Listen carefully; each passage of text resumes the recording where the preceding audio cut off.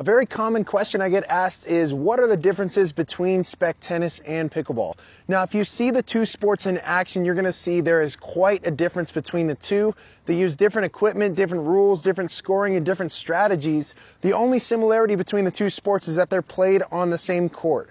Spec tennis uses an 18-inch circular paddle with holes in it and an orange dot low compression tennis ball that has 50% pressure of what a regular tennis ball has, whereas pickleball uses a smaller solid paddle. It's also lighter weight, and a wiffle ball with holes in it. So it's a plastic ball. It doesn't bounce nearly as high. In pickleball, in front of this blue line is called the no volley zone, meaning that I can't step into this area and take the ball out of the air.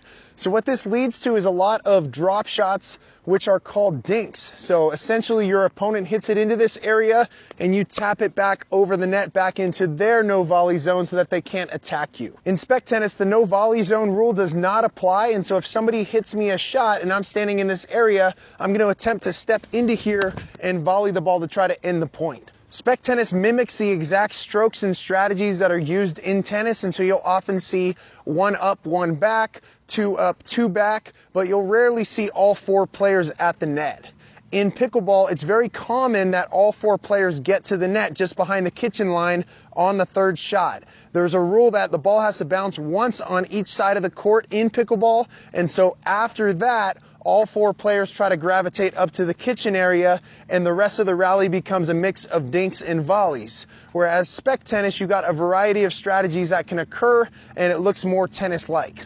You can also put spin on the ball and hit the same kinds of shots that you hit in tennis, so top spin, slice. The circular paddle with some grit on it allows for more spin, versus the pickleball paddle, it's harder to spin the ball. Now, the ball's a lot livelier in spec tennis than it is in pickleball, meaning that it bounces higher. And so this leads to two things.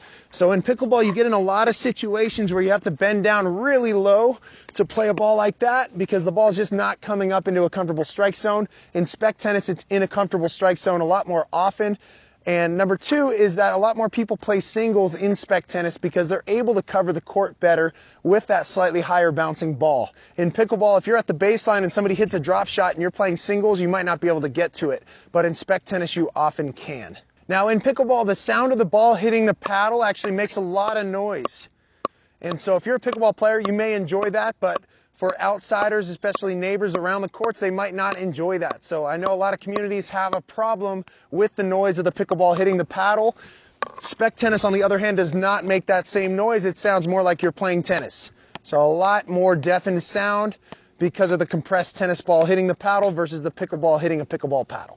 Now in pickleball, the scoring system is more complex than it is in spec tennis. You have to call the score of each team, but then you also have to say what number server you are. So an example of a score in pickleball would be 4-6-2. So 4-6 is the score, and I'm the number 2 server. The reason is that both players on your team have to serve before the other team gets the ball back, and you can only win when your team is serving.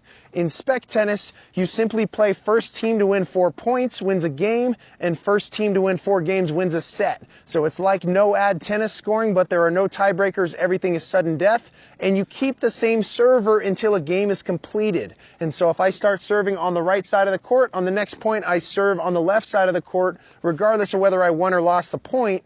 Whereas pickleball, if you lose the point, the ball goes to the next server in the rotation. If you win the point, you remain the server.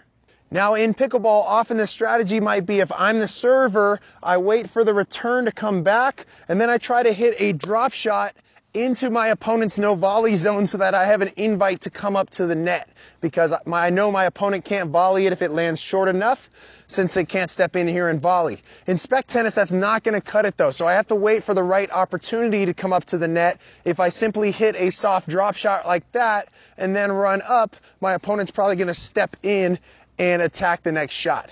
In spec tennis, there's a lot more time spent playing from the baseline than there is in pickleball. You can actually win if you play just at the baseline, whereas pickleball, it's a big disadvantage to stay back here. So you're waiting for that first opportunity to try to get up to the no volley zone line in pickleball.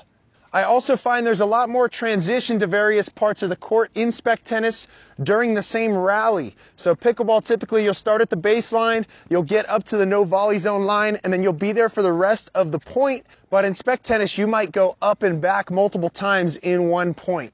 So those are the differences between pickleball and Spec Tennis. If you're looking to try out Spec Tennis, head over to SpecTennis.com and email me, Nate at SpecTennis.com, if you have any questions. Thanks.